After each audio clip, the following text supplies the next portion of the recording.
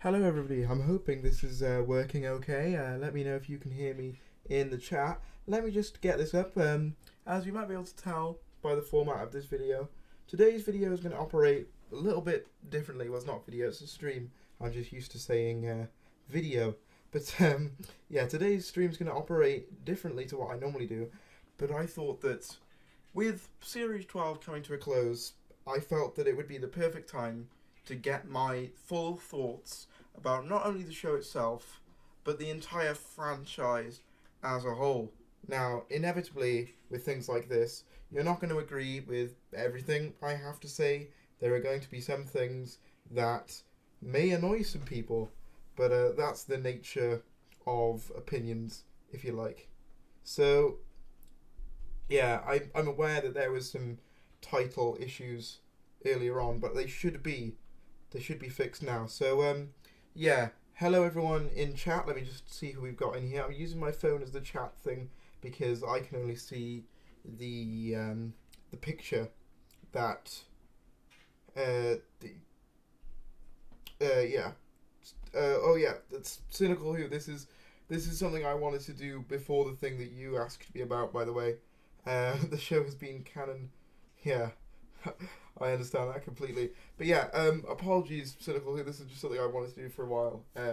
Who else have we got in the chat? There we got Crag, Doctor 14 Blu-ray reviews, Cynical Who, Zyta Girl. Okay, so this is something I've wanted to do for a little while. I just wanted to just get all of my thoughts into one thing, and I thought doing it live would be a good way of getting you guys involved, because there will be basically the way this is going to work is I'm going to go through all of my issues with the franchise, and I'm going to basically detail them all, and then afterwards there'll be a Q&A where you guys can tell me your thoughts, tell me if anything you agree with or disagree with, whatever. So with that said, I'm going to make a start. If we've got 20 people in already, which is pretty great to see. If you guys could again share this round.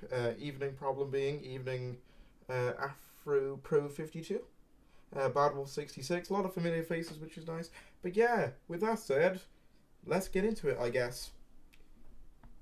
So the first thing, obviously the show itself, that's the first thing that I want to talk about. But the first actual thing I wanted to cover, it doesn't take a genius to figure out what it's going to be. It is the cast. Now, the cast obviously are not the main fault, I will say. The main fault will come shortly. However, they are the faces of this show at the moment. Therefore, it makes sense to basically talk about them first. So with that said, we'll start with the cast. So, starting with Jodie Whittaker, right. It's always difficult to talk about Jodie Whittaker because I know I end up annoying a lot of people with my takes on Jodie Whittaker, but she cannot, in my personal opinion, and you guys feel free to disagree with me on this, she cannot carry a series as the main character. Now, people were telling me for the longest time, Tharis, she might not be great in Doctor Who, but she's good in other things.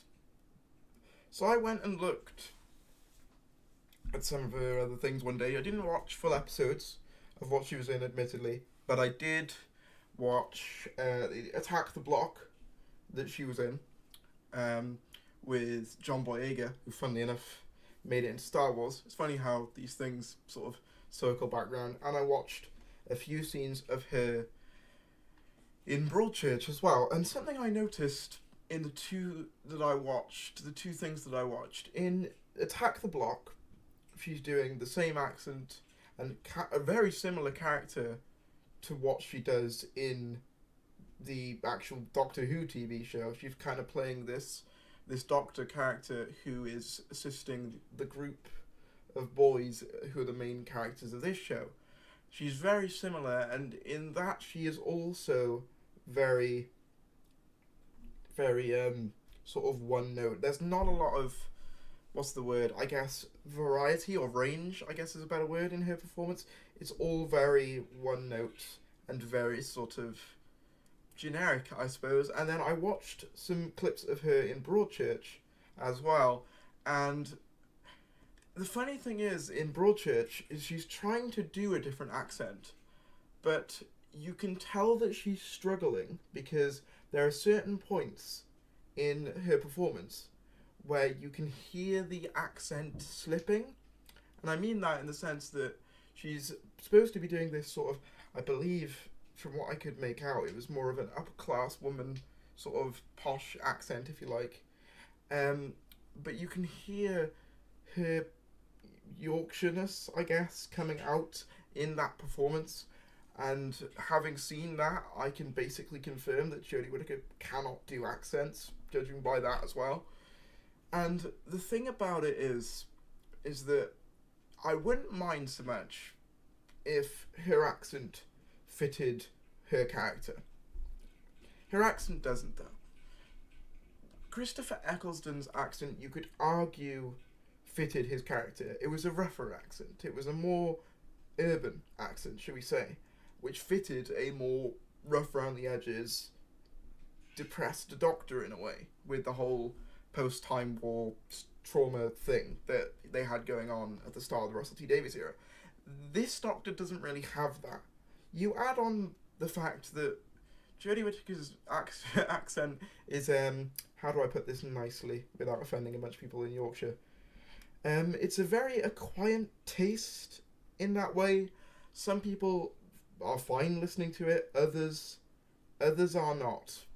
And I'm one of those people who finds her accent incredibly grating, I guess is the word that I would use.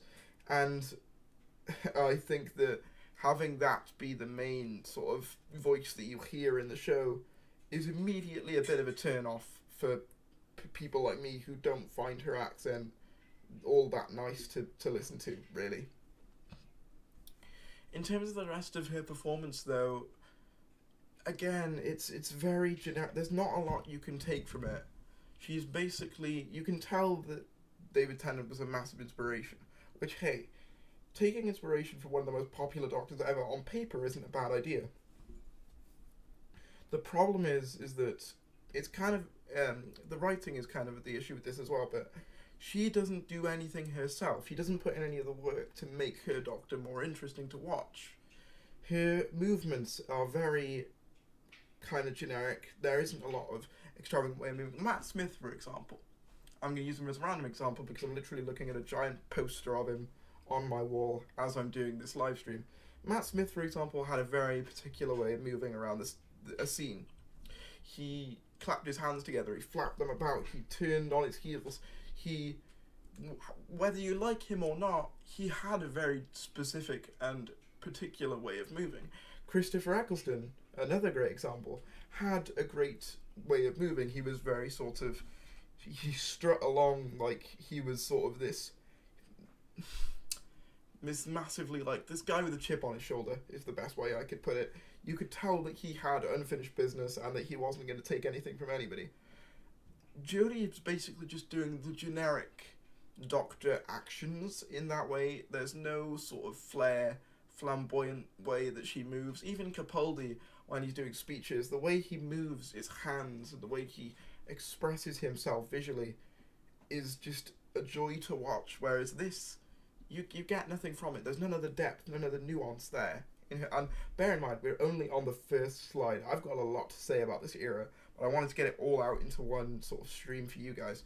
But yeah, there's just nothing about her character that's either unique or all that enjoyable, for me at least. If you guys enjoy it, that's great. I'm happy for you, but personally for me, there's not a lot here. It's just kind of substanceless, and I think the fact that she couldn't do an English accent for it just goes to prove that I think she was miscast. I think that she is a little bit over her head, if I'm being honest. I don't think that she's cut out to be the lead of the show. Jo Martin, in 20 minutes, in my opinion, had far more screen presence than Jodie Whittaker has had in an entire 2-series run at this point. And I think that's indicative of how wrong a choice she was. And I think it is also indicative of the fact that I'm more and more thinking that she got in because she was Chibnall's friend. And personally for me, that's not not a good sign if the main showrunner is casting their friends. For example, like Stephen Moffat wasn't like a friend of Peter Capaldi's, he was just an admirer of his work. He was that, good that he said, we've got to get Peter Capaldi as the Doctor at some point because he's just so fantastic of an actor. Someone in the comments I've just read there said Joe Martin should have been the 13th Doctor. Agreed. In my opinion, if they'd have started out with Joe Martin as the 13th Doctor, the backlash to a female Doctor would have been a lot less than what it turned out to be. That is my opinion, and if you guys disagree on that, please feel free to say so.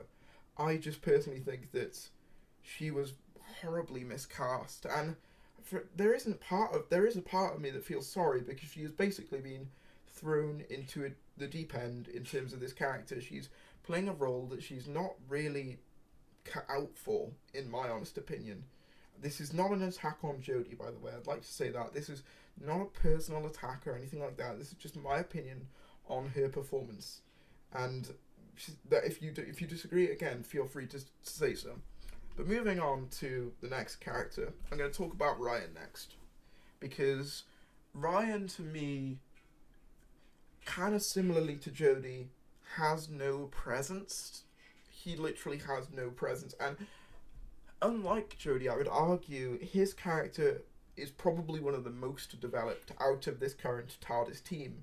He's kind of got the most plot elements going for him. I mean that in the sense that he's got his dyspraxia, he's got his relationship with Graham, he's got the backstory with his nan, he's got development. And yet still, he's just a complete non-presence for me. And he delivers his lines all exactly the same. Exactly the same, and he sticks out in a lot of episodes. He sticks out like a sore thumb. Because you've got Jodie, who I think is trying her best, but it's very clear that it's not enough. You've got Graham, obviously Bradley Walsh, who is always entertaining and funny, and it makes it seem effortless. And you've got Mandy Gill, who, in Series 12 in particular, had been given a lot more attention, at least by the scripts. And I think that Ryan is probably the weakest element of this TARDIS for me now. Yeah, it used to be Yaz, I will say, but Ryan's certainly up there, to be sure. I've made fun of his line delivery a lot before, the whole, I got chips though, and all that. It's so one note. He sounds the same no matter what he's saying, whether he's upset, he sounds the same. If he's sad, he sounds the same. If he's happy, he sounds the same. If he's excited, it sounds exactly the same. Whatever he is doing, whatever he is saying, he always sounds exactly the same to me. And I think that is a big problem in a dynamic where you've got 4 people. In an ideal world, a TARDIS team with 4, each character would have their own thing to bring to the table.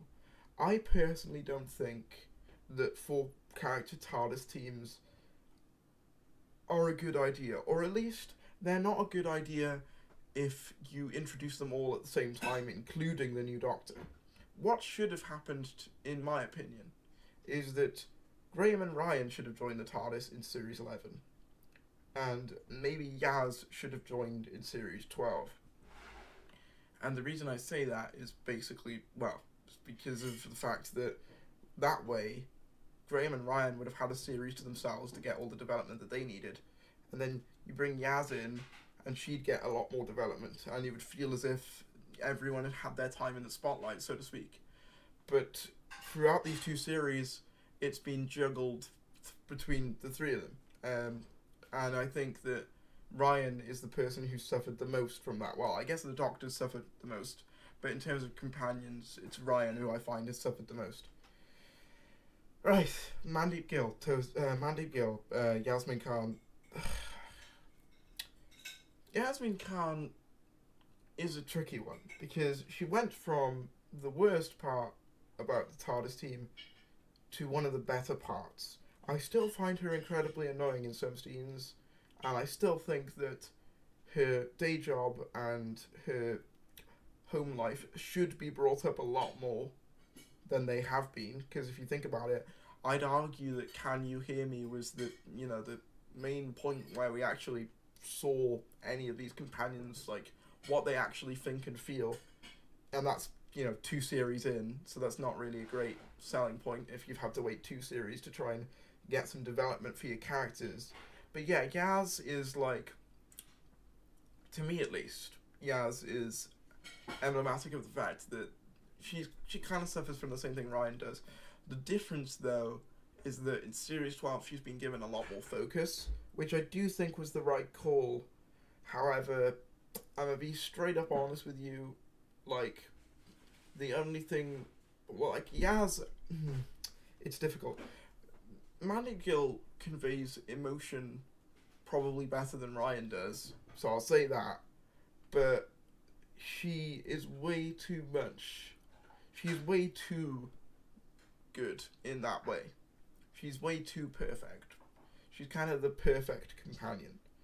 She's the one who's always charging into danger, always deflating the situations, always the one to have the Doctor's back no matter what. And I just hope that in Series 13 or the special or whatever it is, she gets her comeuppance for that. Because I think just having her be this perfect sort of figure that can never seem to do anything wrong, I think that kind of goes for most of them. But I think her in particular, she's basically the second Doctor of this group, and I don't think it works. But again, that's just me personally. Sorry if you hear any background noise. Obviously, I'm right next to the kitchen, so inevitably there might be some sort of background stuff, but I have tried to minimize it as much as humanly possible, of course. But yeah, so Mandy Gill, like, her police life doesn't get brought up nearly as often enough. It should be brought up a lot more, because obviously there could be some really interesting, conflict between the Doctor and Yaz, both being figures of authority, both having different sort of moral codes, but no, instead she's kind of just there to stroke the Doctor's ego constantly, and it doesn't work for me. And then you've got Graham. Now, Bradley Walsh, I'm of the personal opinion, is good in pretty much anything that he's in, quite frankly. I don't really think that he gives a bad performance throughout this series. The problem, though, is that his character could have left at the end of Series 11. And as I said in one of my previous videos, it's not that I wanted him to leave, it's just that the writers clearly didn't have anything else for him to do going forward. And I mean that in the sense that he had this whole arc with Grace and getting over her and becoming Ryan's grandfather in Series 11, which was good stuff. Obviously, nothing groundbreaking, nothing really that good, but it was better than what most of the characters in this TARDIS team got. Comes Series 12, though, and focus shifts to, well, Yaz, pretty much, if I'm being honest, companion-wise. And all Graham was left to do was do the comic relief lines. And don't get me wrong, he's made me chuckle a couple of times throughout the series. However, I can't help but feel that Graham's character, and obviously Bradley Walsh by extension, has just kind of become a caricature of what Graham was in Series 11. In Series 11, Graham felt like a character. In Series 12, in Series 11, Graham felt like a person. In Series 12, Graham felt like a character. And the problem is that even though these are characters in a TV show, we're all aware of that, it shouldn't feel as though they are. If you get what I'm trying to say, they should feel like real people. Graham did Series 11. He doesn't in Series 12. I'd argue the closest we get is, again, Can You Hear Me? Which is why it's my favourite episode of the series, which isn't really saying much, but yeah. Because we actually see Graham open up about his cancer, saying, Doc, I might not have long left. What do I do? And then obviously the Doctor just brushes it off like it's nothing. Oh, that scene still gets to me. Still gets to me to this day. I know people have defended it. I just can't get behind it, though. I'm afraid. I can't get behind it. But yeah, in total, we've got a lead who is incapable of carrying scenes on her own, which could be why the side casts are always so big, is to kind of hide the fact that Jodie Whittaker isn't a very strong presence on her own. And even in the finale, she's mostly sleeping throughout the episode. You've got Ryan, who is essentially just a guy. You've got Yaz, who's there to stroke the Doctor's ego, and you've got Graham, who's there for comic relief. You know that scene in World Enough in Time where Missy's like, oh, you've got exposition and comic relief. That's even more evident through this series, even more so than it was in that series. And I thought that was quite clear in the previous series, in Series 10. I thought, a lot of the characters were just sort of there for either simple exposition, comic relief. With this, it feels even like it's like a level further down, where it's like, I have no attachment to these people. I still don't understand what their dynamic is. They say they're a fam, but there's no sort of family connection there to me. What is it about them that feels like a family? Genuinely. There's no family bond there at all. If Jodie acted like a mother figure, then I could kind of see it. But she doesn't. She's just kind of the weird space uncle, I guess. If, anything. And, yeah, I just don't get what these guys' dynamic is supposed to be. The closest to an actual human dynamic is probably Graham and Ryan. Because, father and grandson, grandfather and grandson is obviously a real-life dynamic that exists. And is obviously capitalized upon in Series 11 in particular. The rest of them, I don't know, they just seem to have no real chemistry, to be honest. And I think maybe it's partly because it's not developed enough. Partly because they just don't know what to do with the other characters. But then that begs the question, why have a 4-character TARDIS team to begin with? It's just, I just don't like the cast, except for Bradley, really. None of them ever leave any impression on me at all. There was one guy in Series 11 who made a joke that Yaz could basically be a ghost. And yeah, it's true. And yeah, so in total, the Doctor annoys me and basically steals all the things that I wasn't a huge fan of in the 10th Doctor and amplifies them to 11. You've got Ryan, who's basically just a guy who delivers everything exactly the same. You've got Yaz, who's basically just there to stroke the Doctor's ego, and you've got Bradley, who's there to be the comic relief. That's it. And I just don't think the cast is great, except for Bradley Walsh. Moving on then to the writing. Now, of course, this is probably where I'm going to go most in depth with my thoughts, really. The writing for this series, I'm just going to come out and say it, has been, for both series, for the Chibnall era as a whole. I keep saying series. What I mean by series is the Chibnall era as a collective whole. So series 11 and 12, plus Resolution and whatever else.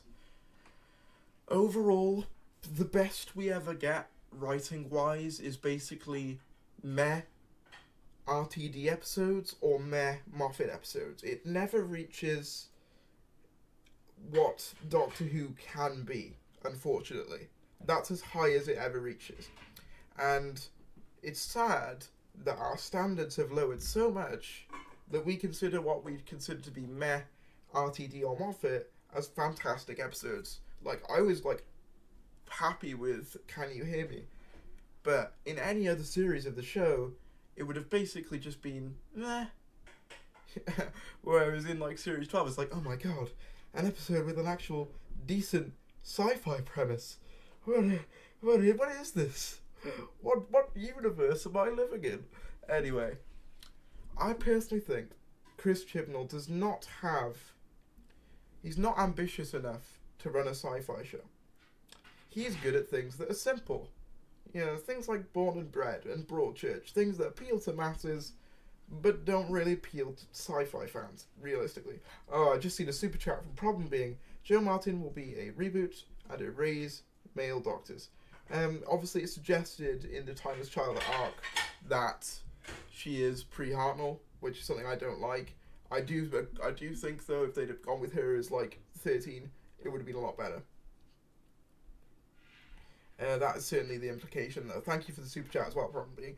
But yeah, Chibnall is good at writing simple things that apply to that appeal to masses, but he is not good at writing detailed, complex sci-fi stories. He's not. I love how for the Series 12 marketing, like, they were hyping up this big revelation that no one saw coming, and in the end it was just the Timeless Child to the Doctor. How many times in sci-fi do we get the main character has a mysterious past? Ooh, that's going to be revealed in the finale or at the end of the film or whatever it is. It's not original by any standards. It's just kind of the most generic sci-fi paint by numbers that you could probably get. It's nothing interesting or entertaining, and we should have seen this coming realistically. Oh well, some did, with obviously his previous Doctor Who efforts. The only one of those I could really say I enjoyed was the Silurian two-parter, and I think that's more looking back on it due to childhood nostalgia, because I remember having a double pack with Amy's Choice and that Silurian two-parter. So, in terms of writing, we should have probably seen that he's not good at writing interesting sci-fi concepts. He's just not. The most interesting sci-fi thing that we've had is, again, Can You Hear Me? And he didn't even write that one.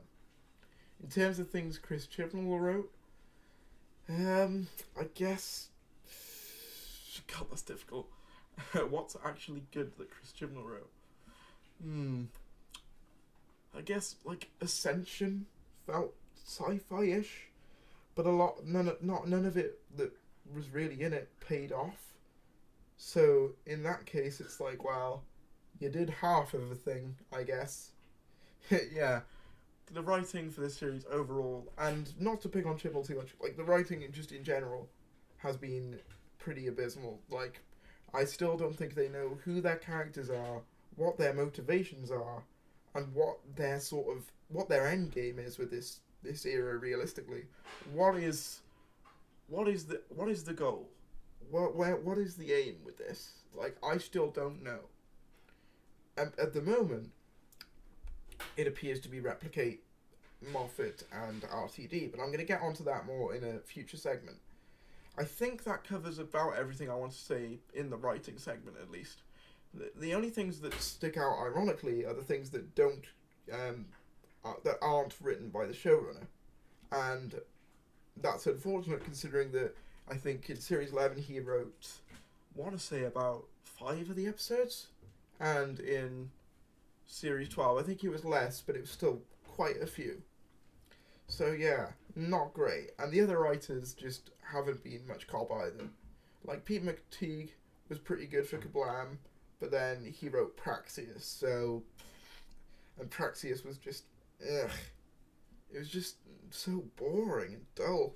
And that's basically how you could describe most of the episodes of this era. They're just boring, dull fluff that isn't realistically very interesting in the slightest.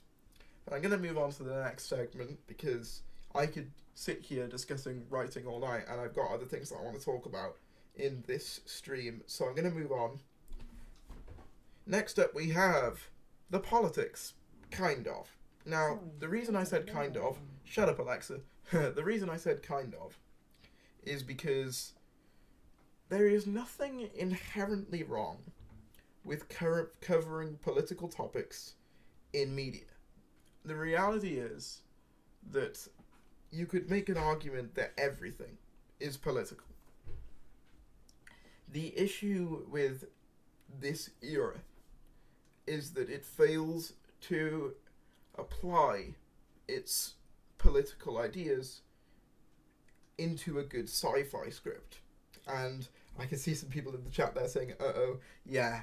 I debated whether to actually put this one on the PowerPoint when I was making it, But I decided, nah, you know what? That I need to say this. I need to say it because I know I'm probably going to get a bunch of dislikes for this part in particular, but I need to talk about this. The politics of this, like, there's nothing inherently wrong with having political stories. Like, let's just face facts. Everything is inherently political, especially now when we live in such a hyperbolic political climate. However, there is a certain way to do it that not only makes it entertaining, but also makes the audience more receptive towards it. And I think the only example that there's a lot of examples in pre-Chibnall Doctor Who. I think some great examples include Remembrance of the Daleks, obviously covering race, Genesis of the Daleks, which covers, obviously, just sort of just being a Nazi in general. Well, basically most Dalek stories cover that. You've got things like, what else have we got? Bunch of different stories. Got Green Death, which covers like environmentalism. You've got so many different stories that cover things. Vengeance on Varos covers corrupt governments and video nasties. There's a bunch of political concepts in Doctor Who if you go back far enough. The thing is with them though is that they're handled well, and they're not just unoriginal, boring, and safe. Now, the example I've used is for the PowerPoint was the Trump guy from Arachnids in the UK, and the reason I put him on here is because he's probably the worst example of politics in the Chibnall era. He was basically just there to say, "Hey, isn't Trump bad?" and didn't really say anything more interesting than that. He only said what audience members are already told on a daily basis anyway, rather than actually saying anything interesting. And I think that that's kind of the main issue with him. Like, if they'd have gone about it in such a way that you had this alien planet, right, where there's this corrupt leader and there's another species on the other side of the planet, and he wants to put a border up between the two species. Maybe you could do something interesting with that. This is a stream ad, Zinko. It's live. But yeah, if you wanted to do something interesting, you probably could with kind of a Trump-esque character. But they didn't. They went for the sort of safest, most boring route they could have gone with. He's a hotel owner who's also running for president. He's Trump. And it's the best way of doing it is, the best way to describe the guy in this episode is to look at the Chibs video from Flower Productions, where it's like, we thought we'd have the hotel owner, who'd be the real villain, as a thing for capitalist businessman. And that's basically what he is. That's all he represents, is just capitalism personified, essentially. And he is probably the worst example of politics. However, he's not the only example of bad politics in the Chibnall era. Oh, no. We've got a couple more to go through. So you've got also the Witchfinders. Now, the Witchfinders is basically just, hey, didn't women have it bad in the 1600s? It's like, yes, of course they did. But it doesn't really add anything to the conversation. It just regurgitates talking points that we've all already heard. And the issue with it, as I said, is that it adds nothing new to the conversation at all. It basically just gives the audience a kind of basic lecture. It's kind of like teaching primary school children about this stuff. It says what needs to be said, but like, it doesn't say anything beyond that. It's got no profound message, nothing interesting to say at all. And it's unfortunate because really interesting stuff can be done with it. A great example is, if any of you guys ever listened to the Davros audio, he basically takes over this giant conglomerate company and decides to turn it into one big war machine basically treating everyone below him like servants. It's a great story, and it's like probably like one of my favorite Big Finish so far. And in the story, it basically shows the sort of the issues with not only capitalism as a concept, but also with the ideas of war and how realistically they only end in more suffering than they sort of try and fix. And it's really interesting, but with this, there's just nothing to it. As I said, right into the UK with the Trump guy, you've got Witchfinders that just says, hey, women had it bad. You've got Rosa that arguably was one of the better ones. I still don't think it handled it very well. It was still very blatant. I think, again, wrapping it into a more subtle sci-fi concept. Basically, what I'm asking for is a story like the Ood two-parter in Series 4. I can't remember what it's called, so you'll have to forgive me on that. But it basically talks about how humans use slaves. And obviously they enslave Ood kind in the story. And there's a line exchange where the Doctor goes, "It's not that different from your time." It's like, and Donna's horrified. She's like, "What do you mean? I haven't got sleeves." And then he's like, "Well, who do you think made your clothes?" Now that is really interesting, and it does it with a great sci-fi concept. Most of this does not. It doesn't do it with an interesting sci-fi concept. It just kind of says what we already know, and it just doesn't work. You could argue that Praxius tries to incorporate it into a sci-fi concept, but the sci-fi concept is so naff that it's barely worth even adding. And then you've got Orphan 55, which literally has 5 minutes of talking the planet of the Ood. Thank you, James R.A. Woodwright. Thank you very much. I'm terrible with names, so you'll have to forgive me on that. But someone said there, Planet of the Ood is how you do political messaging. I agree. That's how it should be done. And I think that people need to learn from that story and others like it. To me, personally. But with this, it's just like, it's not interesting. It's not done well. If anything, it's just blatant and obvious. And most people aren't learning anything from it. Turn Left also had a scene where people were being sent to concentration camps. Yeah, but it wasn't the focus. And it wasn't done in such a blatant way. You just have a scene where Donna's like, "Where are they going? Where are they going?" He's like, "Oh, camps, that's what they said last time." And Wilf's like tearing up. That is what you want. That not only gets a message across, but is also heartbreaking because you've spent so much time with these characters that you feel terrible when this happens. And it's horrible, but obviously it's the sad fact of what happened with concentration camps. With this, though, as I said, there's just nothing. And you got Orphan 55, as I said, that they literally have a 5-minute monologue about how climate change is bad. And it's like, where's the subtlety? Where is the nuance, I guess is what I'm saying. There is no nuance with this. It's just saying what we already know. It's basically just reading Wikipedia articles on the subject, which is kind of true for the pure historicals as well. It's basically just Jodie spouting a Wikipedia article on each famous figure. And yeah, the politics aren't the issue, it's the way that they're being written and handled is the issue, for me at least. Moving on, because I think I need a break from talking about politics after I just did a whole sort of rant about it. The music. Now, this is admittedly a smaller issue, but I think that it speaks volumes about the show right now. I would argue that without Murray Gold in the early show, the show wouldn't have risen to such a level of popularity that it did, in my opinion. I think that Murray Gold was a big part of the show's success in the early 2000s.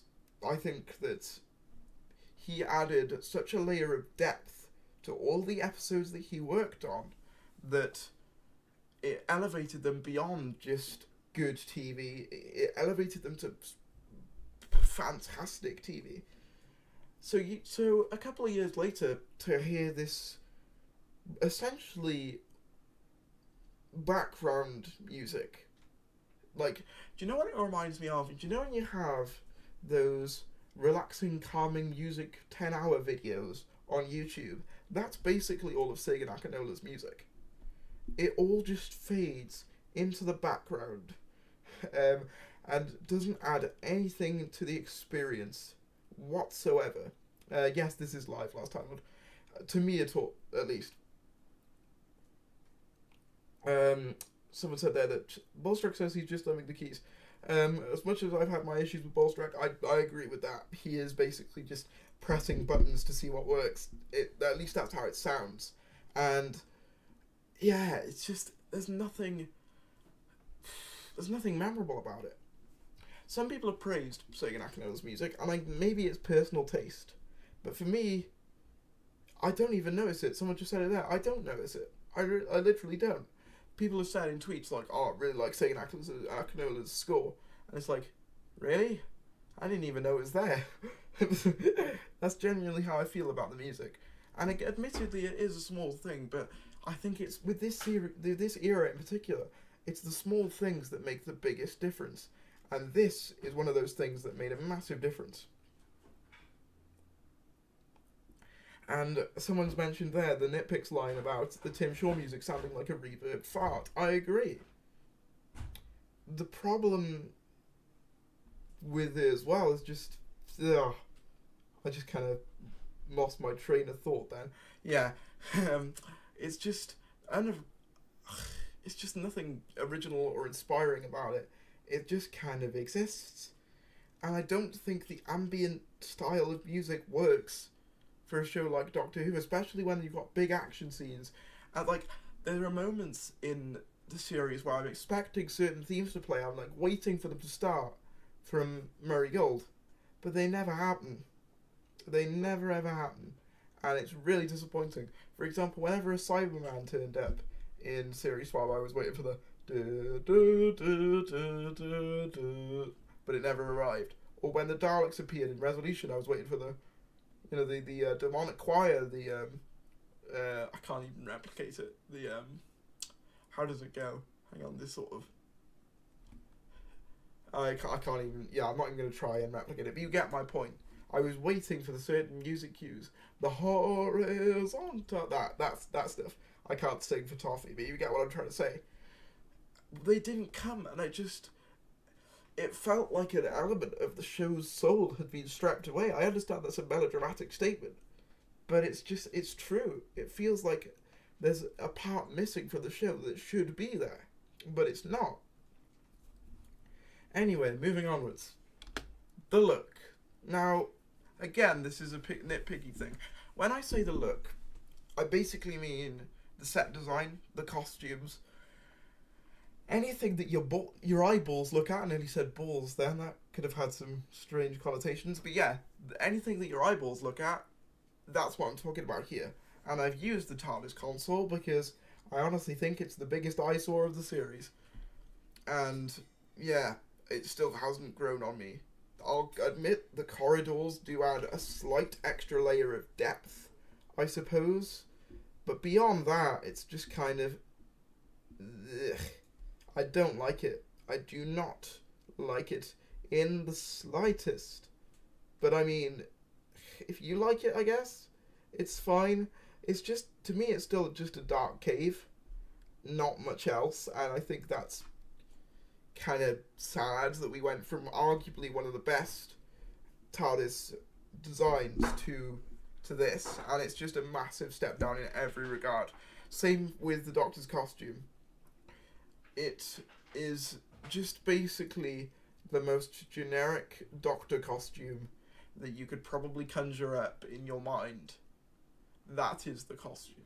And the biggest issue with these sets and these costumes is that they don't say anything about the Doctor's character.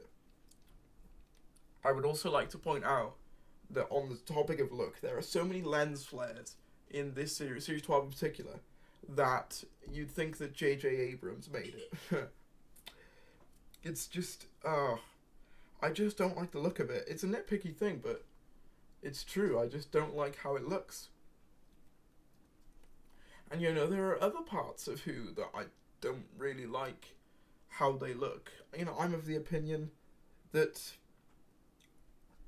the sort of later Moffat years didn't look great. Not sort of necessarily later Matt Smith years, I should say, with the sort of sterile TARDIS. I mean, I'm aware that they use the same TARDIS prop, but it has so much more life and energy put into it when you add the books and you add the different color, what do you call it, light time rotor. But with this, it's just like, no, there's nothing about the design of anything that I like, except maybe the Cybermen, and even they were used for like 20 minutes at best. And I even think some parts of those could be removed. I think that having the spikes on the chest pieces would have been a nice addition, but having them all over the Cybermen was a bad idea. Someone's just said it's the writing. I agree, it is mostly the writing, but I've just basically been going through each different thing. If you rewind the live stream far back enough, I do talk about the writing as well. So, yeah. It just doesn't look good. The colour grading, particularly for Series 11, was pretty bad. It's improved for Series 12, but only marginally. It just doesn't look good, and I think that's one of the things that is going to put off new audiences in a way. If it doesn't look good, people aren't going to watch it. You know, simple as that. It's kind of the same reason that a lot of people are put off from watching Classic Who. Sad as it is to say, I love Classic Who, but there are a lot of people that will not watch it because it looks like garbage. And I think in years to come, people will feel the same way about this. They'll feel the same way about this. They won't appreciate the sort of style of this, I don't think. It won't age well, is what I'm trying to say. And like, yeah, I just don't think the look overall, it looks very good in terms of costumes or set design or really anything looks that good. Especially considering the apparent large budget increase. I don't really know where a lot of it goes. Like, there are some shots that look kind of decent. That one shot in Timeless Children where they're like rebuilding Gallifrey, that looks quite good. But aside from that, like aside from little moments, it just doesn't look good. It's kind of a bit of an eyesore. And yeah, that's just my opinion on that. But moving on, obviously, this is kind of still a relatively small thing. I think the next thing is the biggest thing. Yeah. The biggest thing that I believe is wrong with the Chibnall era as a whole is that it has no identity. With each showrunner, particularly for Modern Who, and to a lesser extent Classic Who, you kind of knew what each showrunner did with the show. With, sort of, if you want to go all the way back, 60s Who. It's kind of the Twilight Zone era Doctor Who. With 70s Who, it's Bond era Who. I mean, by 70s, I mean Pertwee. By Baker Who, like, and Hinchcliffe Who, it's more sort of horror inspired. And then if you go to the modern series, it's kind of a mysterious sci-fi romance show. And then in the Moffat era, it's more of a complex weaving narrative space show. But what is it? What is Chibnall's hook, I guess? What is his USP, his unique selling point for this era of the show? I don't honestly think that there is one. And I think that's one of my biggest issues, is that if you ask someone to say, so what is the defining, the defining trait, the defining characteristics of the Chibnall era? And I don't think there are any. It's just kind of, I don't think this era of the show knows what it wants to be for the most part. Like, especially Series 12, I noticed it more. Series 11, for all the issues I had with it, at least did its own thing. Series 12 just doesn't know what it wants to be. There are some episodes, like Nikola Tesla, that feel very RTD in that way. They feel very sort of campy and silly, but in like, well, not campy, campy is the wrong word, cheesy, kind of like an RTD episode, with a sort of cheesy villain, but like a setting and a sort of alien premise that ties into history in some way. That's a very RTD thing. But then you've got episodes like Fugitive that have these big overarching arcs that are introduced that feel very much like Moffat episodes. I just don't think that it knows what it wants to be at most points. And I think that that's one of the biggest issues, is that I don't think it knows what it wants.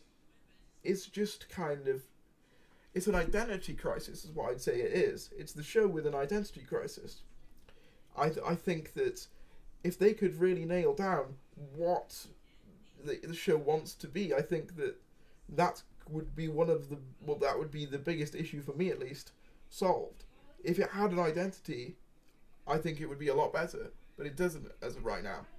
It's kind of just there, and it kind of just exists.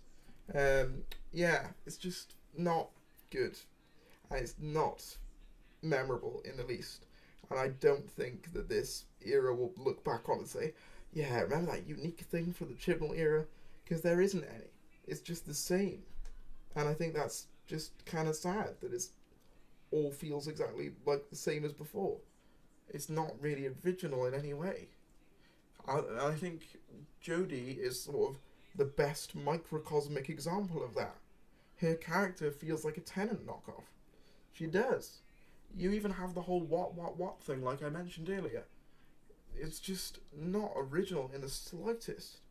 It's almost as if Chris Chibnall looked at what the other showrunners done, see what was positively received, and try and inject it into his series after Series 11 was a bit of a failure. This is a stream, Cyber Doctor 1918. Yeah, just overall, just no identity, and I think that that's kind of the biggest problem. You can't really market something that has no identity, which is why the marketing has been so poor, in my opinion. But yeah, moving onwards again. Stuff outside of the show. Now, this is obviously the stuff that surrounds the show. Stuff that's not controlled directly, at least, by the people who write and star in the show, etc. We've got the fan base. Yep, this one was kind of inevitable. The reason I've used that meme there is that I think it does do a pretty good job of explaining the fan base right now. So you've got toxic anti-feminists and toxic feminists battling it out, kind of keeping each other in the middle there. And then you've just got casual fans and viewing figures just running away, because they don't know where to stand. And for the longest time, I haven't known where I stand, which is why I made this video, was just kind of just to say my whole thoughts. I think at the start I felt very annoyed by the show's politics. As time has gone on, I've been less annoyed by them, but I've been more annoyed about how they've executed them. And it's come to obviously this, where you cannot, and I repeat, you cannot have an opinion about this current era on Twitter or YouTube or bloody anywhere without someone calling you something. And it's ridiculous.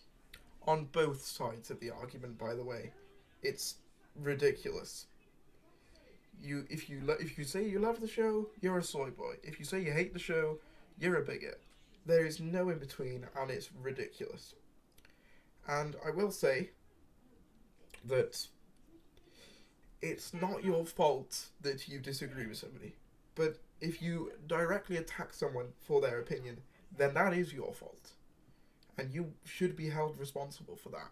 I think people have this weird thing with the internet, where they think that just because it's the internet and no one can see who they are, that means they can say what they want without any repercussions. And I think it's unacceptable. I think it's absolutely unacceptable. I think that the constant bickering and the arguments I get dragged into, it's just ridiculous. And like, people expect me to like take their side and stuff. And this is why I made this video, because I wanted to make my opinions very, very clear to you all. I don't support either of the extreme views. I don't support the extreme view that everyone in the show is a diversity hire.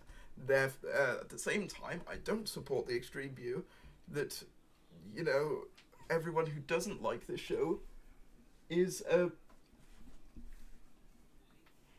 bigot. You know, I don't support either view. I just don't.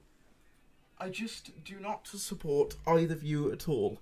And I think that the whole constantly arguing and bickering thing is just absolutely ridiculous on both sides of the spectrum.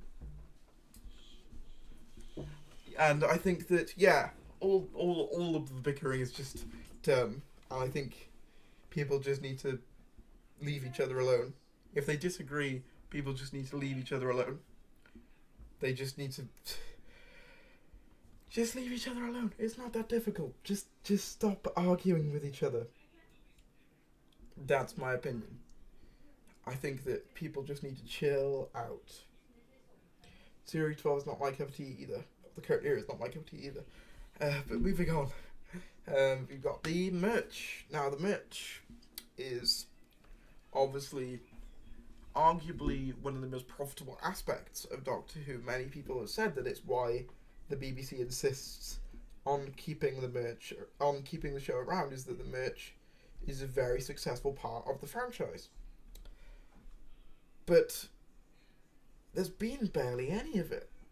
We have only just, in Series 12, received a TARDIS set, a Dalek. I think we're getting companions at some point as well. We haven't even had companions yet. And I think that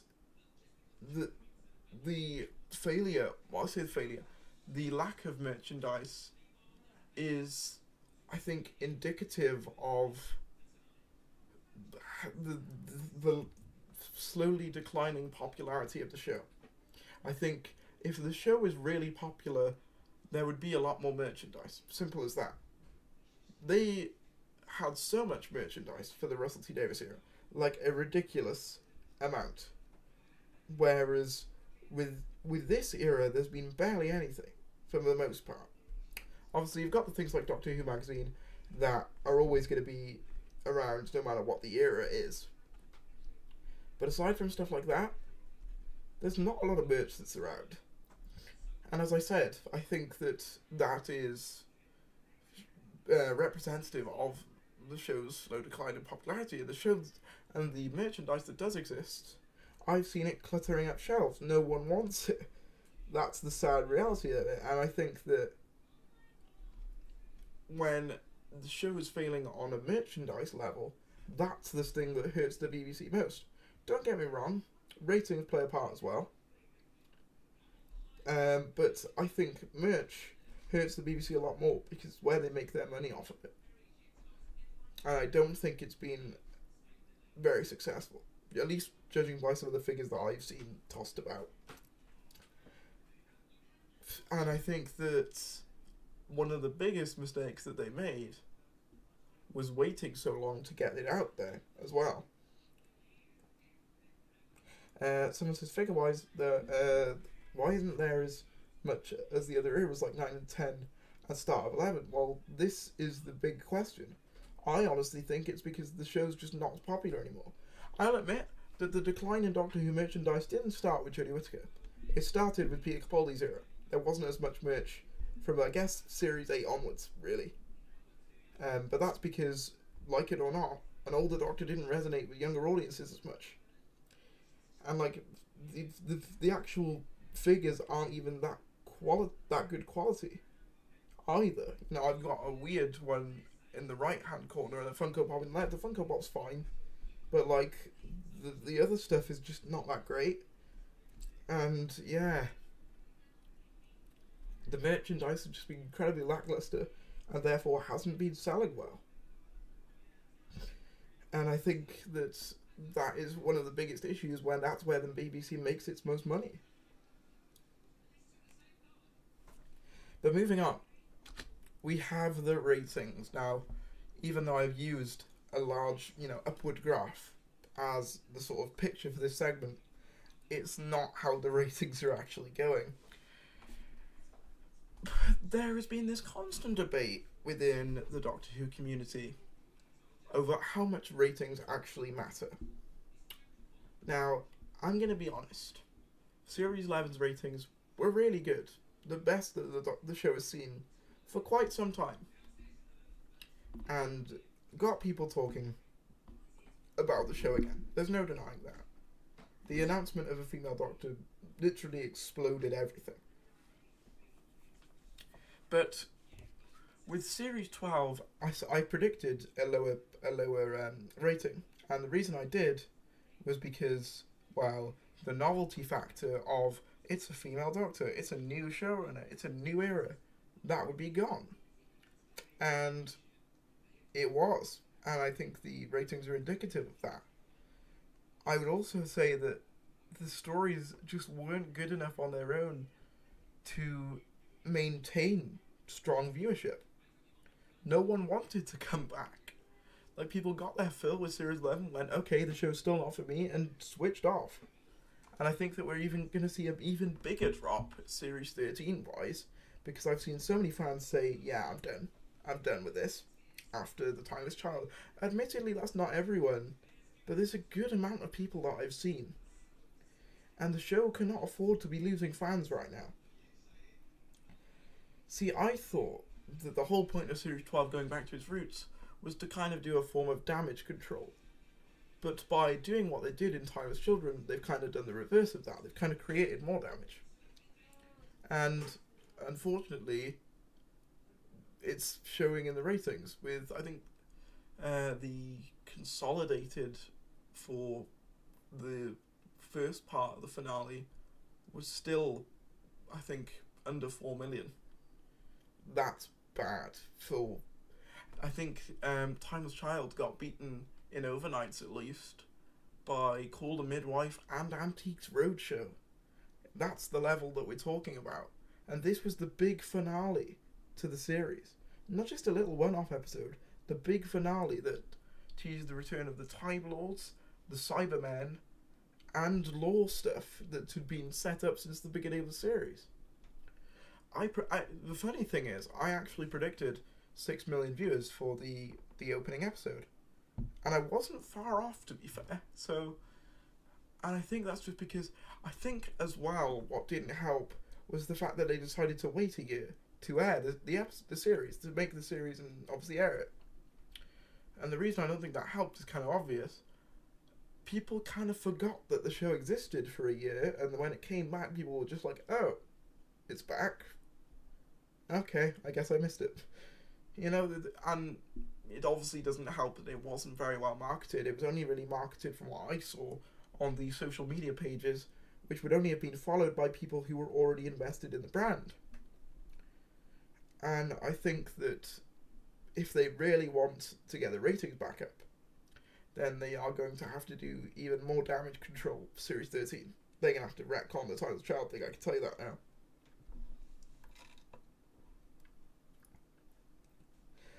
Willog's just said in the chat, put it this way, the peak of the RTD era was 10 million. That's how bad it's become. And he's right. You know, we got 10 million at Women Who Fell to Earth.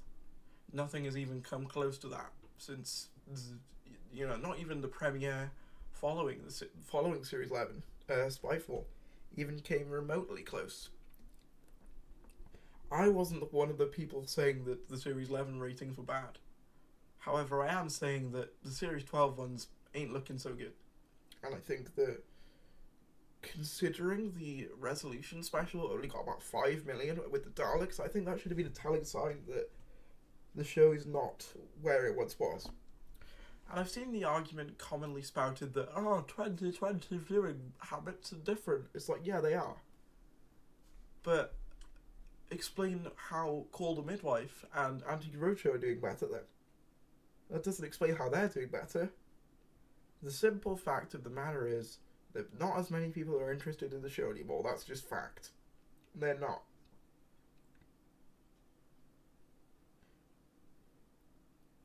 And I just think that covering it up by saying, 2020 ratings are different, is just, you're lying to yourselves, to be honest. The ratings are not what they once were, and are not as high as they should be for one of the BBC's flagship shows. Not that they've got many left, mind you, after They showed off things like Great British Bake Off and also The Voice and things like that. So yeah, it's one of those things where they didn't have a lot left to get rid of, I suppose, and I think it's just sad that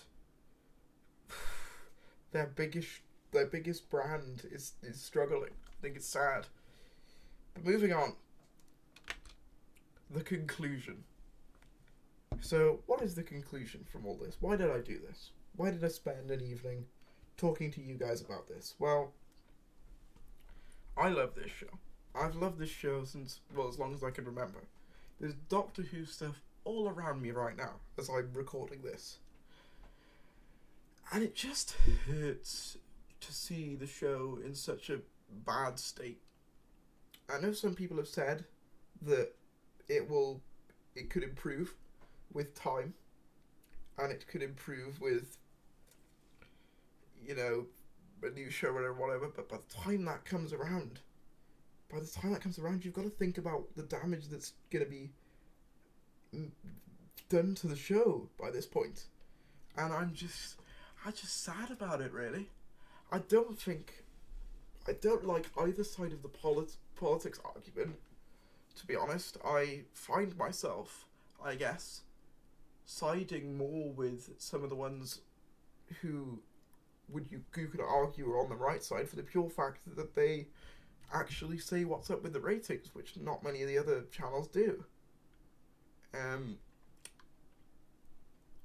Yeah, I don't think the bickering is necessary.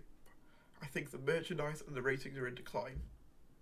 I think when you look at the Doctor Who brand as a whole, you see a brand that is dying. You see a show that's not appealing to mass audiences anymore. You see a showrunner who's basically doing his childhood fan fiction. You see a cast that are in way over their head, well, except for Bradley Walsh. You see music that's nowhere near the standard of what it once was. You see, just no identity coming from the show whatsoever. No original, unique pull. There is just nothing. And someone said, yeah, dude, Doctor Who has always been political. I agree. It has always been political. But it did it well before. There's a difference. I talk about this. There's literally a section where I talk about the politics in this, if you want to go back and look at it. Obviously, once this live stream stops, you'll be able to go back and rewind at your leisure. And I do address all these things.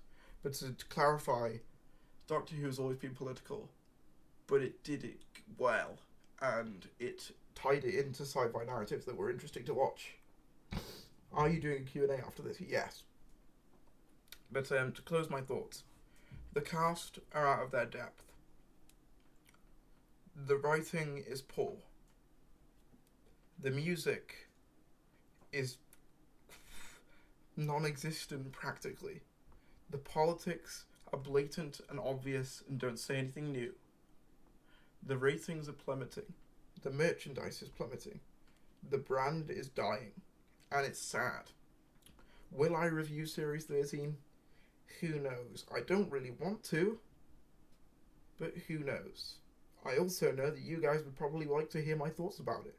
There's 71 of you watching right now, which honestly blows my mind. I didn't expect this many of you here. But yeah, thank you all. And now we come to the segment of the live stream, which is where I get you guys more involved. The Q&A. Now this is basically where you can ask any questions that you had during my sort of ramblings, if you want. Like I said, I hope you enjoyed that. It's something I've wanted to get off my chest for a while. But yeah, any questions you want to ask, feel free. I'm just looking through the chat here. At least Colin Baker here had more memorable, was more memorable, and Colin had more charisma. Agreed. He was a good actor who could carry a ship. I think it'll still be Doctor Who, but not as much as it used to be. It is, to me, I always struggle with the idea that this isn't Doctor Who. I just think that it's just a dying Doctor Who, I guess. What is your favourite colour? Blue, obviously. Dark blue, specifically. I don't really know all the different sort of shades of blue, so sorry if I'm not specific, but yeah. I think I'll still follow Doctor Who, but not as much as I used to. Doctor Who can never die. It just needs a rest. Yeah, potentially. That could also work. Someone said Tharis for showrunner. Tharis, do you think a male Doctor would bring back some of the mad fans? Honestly, no. I don't think the idea of a female Doctor was the issue with Series 11. Think about it. If Series 11 had cast a male Doctor, would that have made Series 11 any better? Because I don't think it would have. Someone said, okay, with the recent departure of Graham and Ryan, do you think Doctor and Yaz dynamic will go? How do you think the Doctor and Yaz dynamic will go? I honestly don't think that they can carry a series on their own either. Bradley Walsh was one of the few things that I think kept this show going, and without him, I think it's going to be a struggle. What's your favourite William Hartnell story? That would be Dalek Invasion of Earth. We need a Dalek Nider, a grumpy. I don't know what that means. I'm guessing Nider as in the Genesis of the Daleks character? Darius, do you think if we get Jo Martin instead of Jodie, the reception of a female Doctor would be much more positive in general? I personally prefer her over Jodie. I would agree. I would say that I think that if they'd have gone with her from the get-go, the idea of a female Doctor would have been a lot more positive.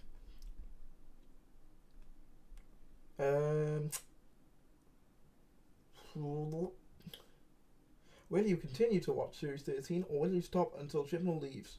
I'm not sure at this current point. I will watch the Series 12 special because my source predicted that. However, whether I'll watch Series 13, I don't know, to be honest with you. I really don't. I don't really want to, but at the same time, I enjoy making content about this show. So, you know, maybe. I don't know. I'm gonna have to see how I feel when it inevitably rears its ugly head.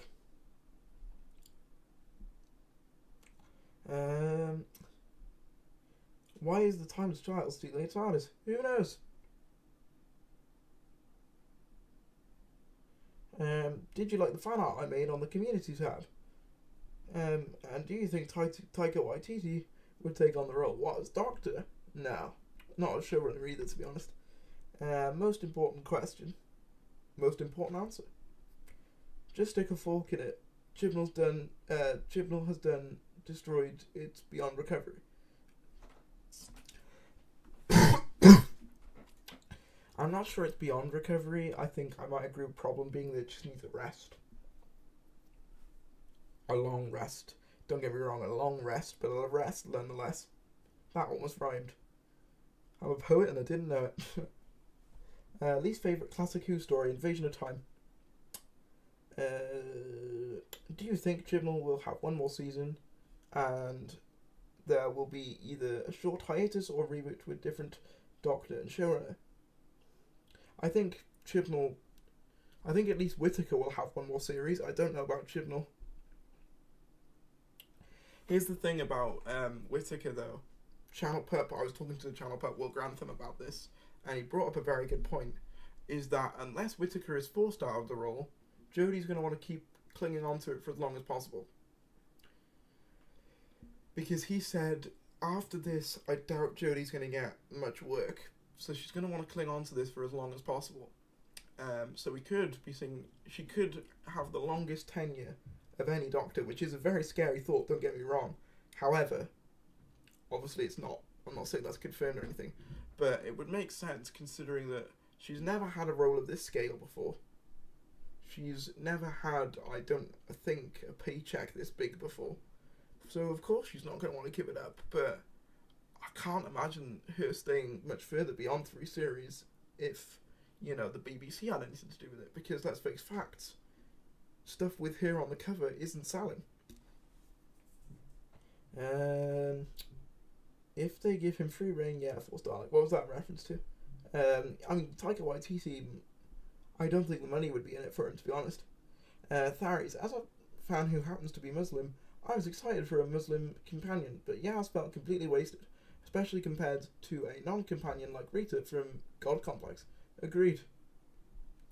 If they stopped and had a movie in a few years, history will kind of have to repeat itself. Yeah. I wouldn't be surprised if it did repeat itself. Chips has split the fandom for sure. While I have enjoyed the writing in Broadchurch, I see he's trying to do it with Doctor Who, but he needs to realise Doctor Who cannot work the way Broadchurch does. Agreed. The disrespect to Hartnell in the Timeless Child episode is the worst thing to come out of an episode. I agree. Not just that, the disrespect to the entire canon. Not even just that William Hartnell he is, but like everything.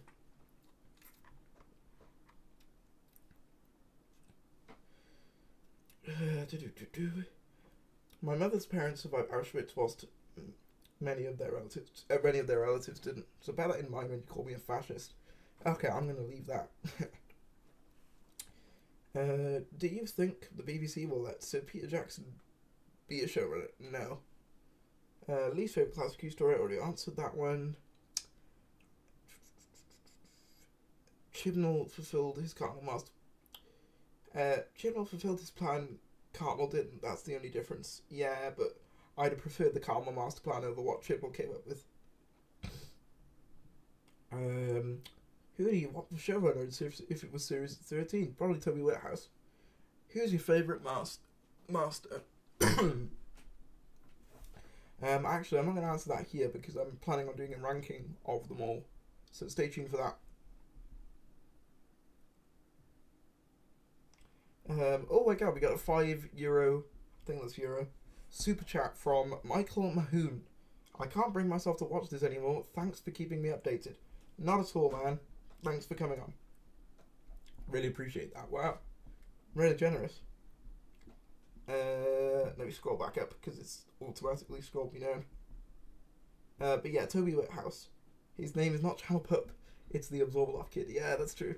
I think he's a very corrupt politician. But doesn't... Okay, I'm going to skip anything to do with fascism. Okay.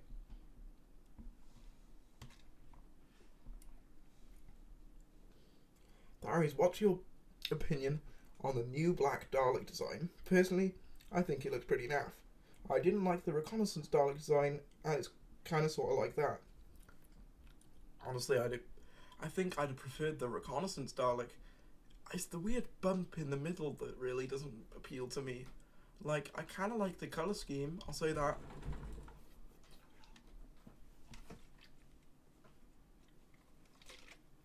Yeah, I kind of like the colour scheme, but I don't really dig any other part of it, other than the colour scheme. So, yeah, it's not a fan of it at all. Apologies again if you can hear any sort of rustling in the background, I do apologise. It's very difficult with it live, it's very difficult to sort of blur it out. Yeah, I agree, I think I prefer the actual reconnaissance design. Darius, mate, you better say I'm your favourite master. Pacifist, you did do a great job in Regenerated. About merch, I don't like this era, but I do want a Bradley Walsh. Yeah, it does look like Stephen Mulhern though, from what I've seen. Oops, it's scrolled back up again. I hate when it does that.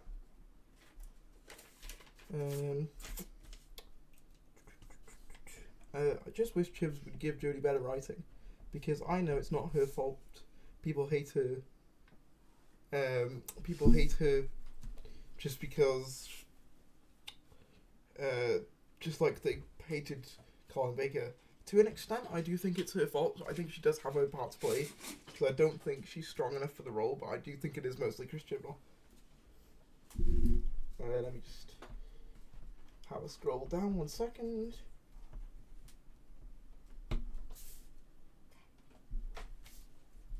Okay, what is the other thing here?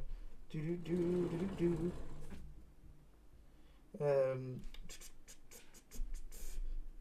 I'm gonna have to go now. Have fun. Thanks, Cynical Who. Alright, well I guess that wraps up the Q&A section. Thank you all very much for watching this. It's as I say, I kind of just wanted to get all my opinions out there. Be sure to like this video. There's 67 of you watching right now. Let's see if we can get all of you to like this video in one go. Ready? 3, 2, 1. Like the video. Yeah, it's not changing yet. I don't know why. Maybe it's lagging. But yeah, be sure to like the video. Obviously, as soon as it's been processed by YouTube, you'll be live, so you can watch it at your leisure. I'm probably going to do something like this more regularly. Not so much to this scale, but like, I think once a week would be a really cool thing to do, just to like tell you some of my thoughts live on things. But yeah, let me know if you want that. Be sure to like this, subscribe if you want more of this sort of stuff. Comment down below if you want to further discuss anything that we talked about. Sorry, my words are a little bit muffled. Again, so apologies if you heard any rustling or ruffling in the background. It's, as I said, it's very difficult to cancel out, and obviously because we're moving, everyone's sort of everywhere at the moment, so apologies for that. Thank you all for watching, and I will see you if I can find a way to get the stream off.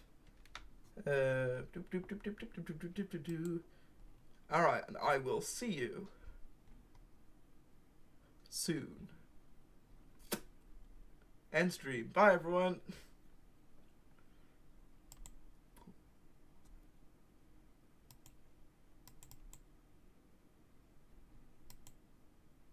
It won't end. Alright, there we go.